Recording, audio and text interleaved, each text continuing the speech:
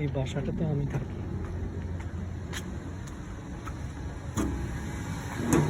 এই রুমটা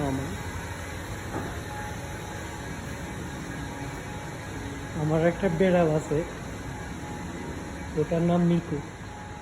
ওর নাম মিকু। ওই দেখি আমি আসছি, ওর সাথে সাথে আমার কাছে চলে আসছে। মিকু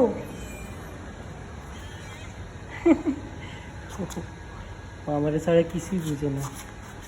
আসো, দেখছেন আমার সাথে সাথে আসতেছে।